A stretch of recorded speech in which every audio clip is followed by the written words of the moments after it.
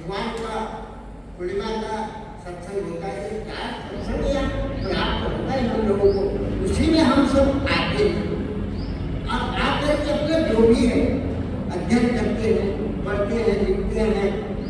आज विज्ञान में सारा गलत की परीक्षा हो रहा है हमारे इस इंद्रिय ज्ञान में आज परीक्षा हो रहा है, जिसमें जितने महान पुरुष सब वही बैठे हैं, सब उनकी परीक्षा हो रहा है। ये करना चाहिए को कोई आक्षेप करता है, कोई इसमें माने कोई दुराव करने का कोशिश करता है, अगर हमारे पास प्रमाण पत्र है तो हमको कोई पुलिस वाला बांध नहीं सकता, क्योंकि हमें ये केंद्र सरकार से हमें प्रमाण पत्र मिला है। उस प्रमाण पत्र को दिखाने से कहीं भी इसका उपदेश कर सकते हो। आप में अगर अनुभव है, आप उपदेश करने की सामर्थ्य है, तो कहीं भी पूरे आय वर्ल्ड में जाकर उपदेश कर सकते हैं।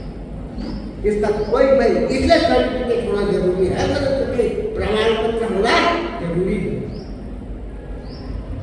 ये बात है, इसलिए प्रमाण पत्र दिया जाता है।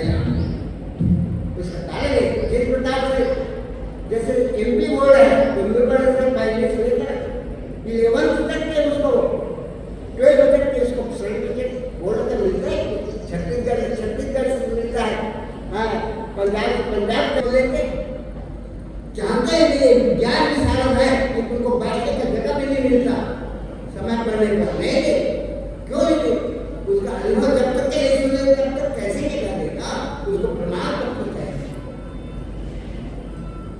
ये है विज्ञान, ये विज्ञान हमारे टेक्नोलॉजी 8 अवतार करते उसने क्षत्रिय वंश में धारण किया। क्षत्रिय वंश में पुण्य पैदा होकर के कार्य किया, माना धारणा योग कुछ प्रावधान करते हैं। लेकिन इस समय भगवान महाराज के अंदर एक ब्राह्मण गुण में जन्म लेकर के अपने जीवन को मैंने इतने दिन तक के कार्य किया, आज अहंकार करके मैंने धर्म का रक्षा किया। लेकिन ये इसलिए कलयुग सबसे घोर है, पापी भी है और सबसे कलयुग है, जिसके जैसे कोई युग नहीं। सत्युग में इसके सामने कलयुग के सामने ये सिद्धांत भगवान माने चैतन्य का ज्ञान जिसके अंतःकरण में जो बीज रूप में बन गया है, वो तो साक्षात नारायण ही है। कुछ भी समझे उससे कोई, लेकिन विज्ञान को करेंगे संत जिसका पूर्ण होता है वो नारायण ही समझा जाता है।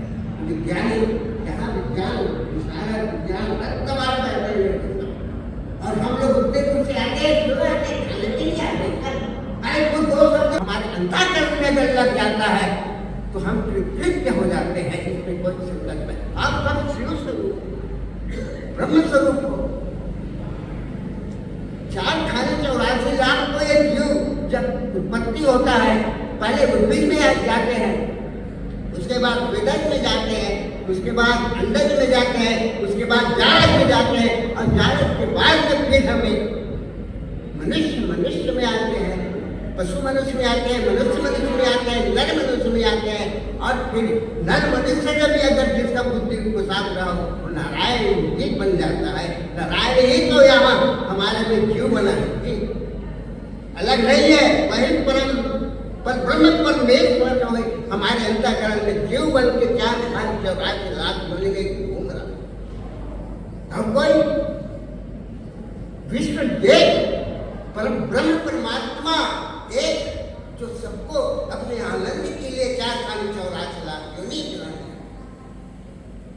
ऐसे नहीं है, आनंद है अपने आनंद के लिए, एक से आनंद नहीं मिलता। इसलिए परमेश्वर जो है पर ब्रह्म से पर शक्ति नहीं आता है, पर शक्ति से पुरुषोत्तम में आता है, और पुरुषोत्तम से क्षर में अक्षर में आता है, अक्षर से फिर क्षर में आता है, क्षर से फिर गुण में आता है, और गुण से फिर वो इंद्रियों में आती है, और इंद्रियों से फिर वो जमीन में पंच महाभूत तत्व में आता है।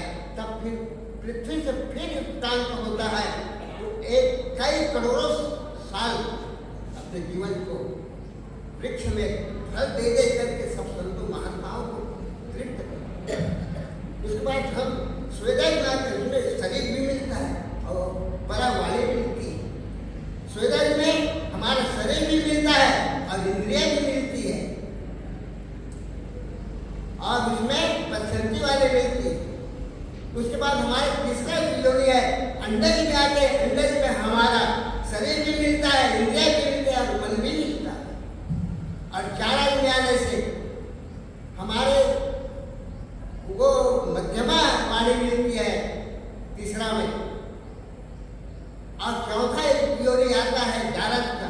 जारक योनि में हमें शरीर भी मिलता है, इंद्रिय भी मिलती है, मन भी मिलता है और बुद्धि भी मिलता है। वो हम चौपाया जानवर के रूप में कई जन्म गुजर जाता है, हम वही घूमते रहते हैं।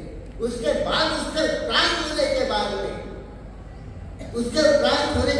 में फिर पशु मनुष्य में आते हैं। जब पशु मनुष्य में आते हैं तो हमारे कई गुण बीत जाता है, लेकिन इसको ज्ञान नहीं हुआ। उसके बाद में हम मनुष्य योनि में आते हैं तो कई वर्ष उसमें गुजर जाता है, कई लाख वर्ष। उसके बाद में हम नर श्रेणी के व्यक्ति योनि में आते हैं। नर श्रेणी के जब व्यक्ति बनते हैं तब कहीं इस अध्यात्म विद्या की हमारी दृष्टि को आकर्षित होती है और यहाँ आकर के अपने ज्ञान को जानने के लिए अपने मैं कहाँ आया हूँ, मैं कौन होता है और मेरे कर्तव्य क्या है, इसमें जब हमारा दृष्टिकोण जब जाता है तब समझते करें हम उतने दिन तक के फालतू चक्कर खा रहे हैं। तत्व वह पूरी है। एक चार ब्रह्म वाक्य है, अहम ब्रह्मास्मि, अयात्म ब्रह्म लिखा है अपने सूक्त में। सुना सुनी सब जग कहे, देखी कहे न कोई, जो देखी लटके करे, मुझसे भिन्न न हो। मेरे से कोई भिन्न नहीं है। जब एक स्थिति में आता है उस समय उसकी स्थिति क्या होता है परमात्मा जाने। इस ज्ञान को दिव्य चक्षु योग है। दिव्यम ददामि ते चक्षु तस्मै पाठ योग है। ये दिव्य चक्षु योग है और दिव्य चक्षु योग को परमात्मा सहज रूप में बता दिया।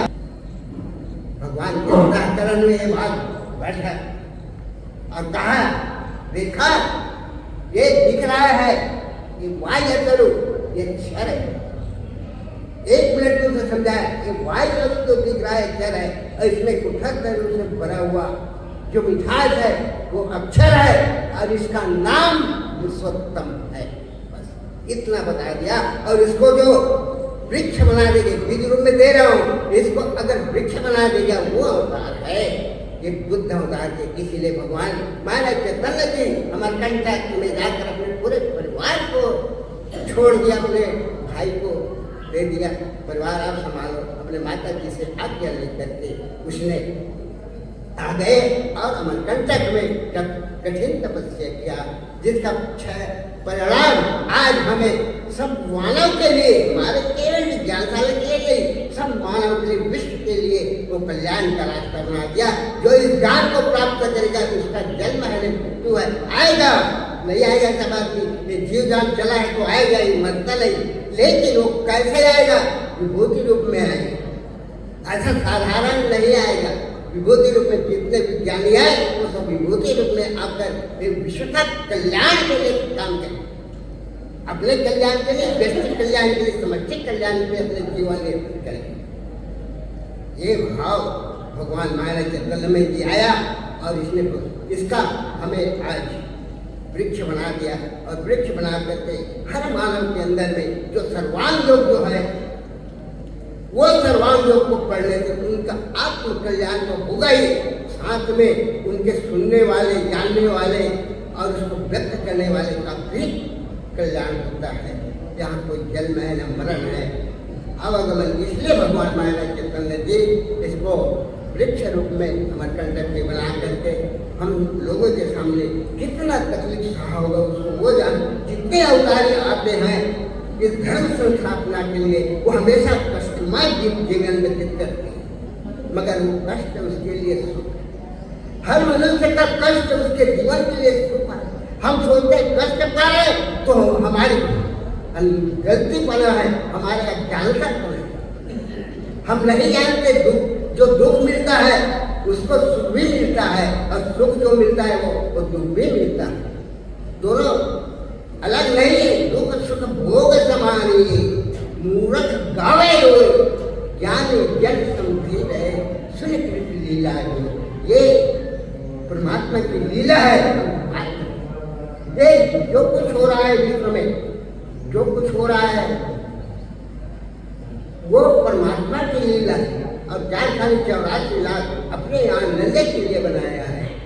लाख जी अपने व्यक्ति सुख के लिए, विश्व कल्याण के लिए उसने बनाया और बनाकर आनंद ले रहा है। जैसे अपने ही परिवार जो मानव बनाता है अपने आनंद के लिए बनाता है, तो क्या तुम्हारा पुत्र तुमको चाहता है, तुम्हारे बेटा या नाती होगा, इतना दादा को चाहेगा, दादी को चाहेगा, उनके माँ बाप नहीं चाहते तुम्हें करता है।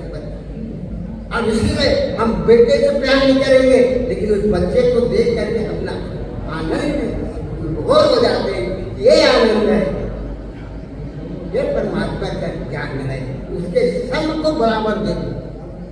इसीलिए ये रजोगुण तमोगुण सतोगुण, ये 5 ज्ञान इंद्रिय हमारे साधन मिला है। देखिए 5 ज्ञान इंद्रिय हमारा साधन मिला हुआ है ना। 5 ज्ञान इंद्रिय स्वयंभू, हमें 8 साधन हमारे स्वयंभू है। जिस प्रकार से विश्व स्वयंभू है, वैसे हमारा ये शरीर भी स्वयंभू है और साधन भी स्वयंभू है। किसी की मांगने की जरूरत नहीं है। आँख, नाक, कान, त्वचा, जीभ, आँख पृथ्वी तत्व से बने, पृथ्वी परम तत्व है, एक पंचमहाभूत तत्व है। पृथ्वी से आँख, पृथ्वी से गंध बना, जल से हमारी जिभ्या बना, और आकाश से हमारा कान बना, वायु से हमारा त्वचा बना, और अग्नि से हमारी आंख बनेगी। ये 5 ज्ञानेंद्रिय है। और यही ज्ञानेंद्रिय तो क्या हमारे में ही है? जितने भी जीव बंधु है, ये 5 ज्ञानेंद्रिय सब में, किसी में ऐसे कमी नहीं, सब में भरपूर है। उसके बाद 5 ज्ञानेंद्रिय हमारे पास है। पंचीकृत का एक शरीर है, पंचीकृत शरीर में क्या है? 5 ज्ञानेंद्रिय है, 5 कर्मेंद्रिय है, पैर है, हाथ है, वाचा है, उपस्थ है, हृदय है। ये 5 कर्मेंद्रिय है। 5 प्राण है, उसमें 5 प्राण है, बयान है, समान है, उदान है, पान है, अपान है। ये 5 प्राण हमेशा 24 घंटे चलता है। उसके बाद 5 अंतःकरण है। ये अंतःकरण मध्य में है, अंतःकरण मन है, बुद्धि है, चित्त और अहंकार, अंतःकरण। ये 5 अंतःकरण है। 5 विषय है, शब्द है, स्पर्श है, रूप है, रस है, गंध है, वही तन्मात्राएं इसके शरीर को संचालित करता है। ये तन्मात्राएं इसमें जितनी जरूरत है उतनी दे रहा है, कोई इससे ज्यादा नहीं देगा। और ज्यादा देगा तो शरीर हाथ के ऊपर, शरीर लय हो जाएगा। लेकिन शरीर तो लय होता है, लेकिन यहाँ तक कि वो आत्मा लय नहीं, वो कभी नहीं मरता। वो सूक्ष्म रूप से अपने जितने भी इंद्रिया है, ज्ञान इंद्रिया है, कर्म इंद्रिया को लेकर के चला जाता है, और फिर दूसरे शरीर में जाकर प्रवेश, अन्य में बैठ करके उसका प्रवेश, और फिर ये जीव जान फिर आता है। आत्मा मरता नहीं, आत्मा नहीं मरता। ये भगवान महाराज के करने का ज्ञान है। इसको जानने के लिए हमें बहुत सारा बात आता है। और इसके बाद मन है, 5 ज्ञानेंद्रियों के द्वारा 5 को जाना, और मन से हम 3 गुण को जानते हैं, सत्वगुण, रजोगुण, तमोगुण। घी के साथ खाते हैं, अच्छा ये परिणाम होता है। खाने से लेकर जो परिणाम होता है अच्छा ही अच्छा होता है, उसे सत्वगुण कहा है। इसमें जल के साथ पीते हैं तो पीने में तो अच्छा लगता है, लेकिन बाद में उसका जो एक गुण है वो हमारे छिद नाक होता है। और उसके बाद में हमारा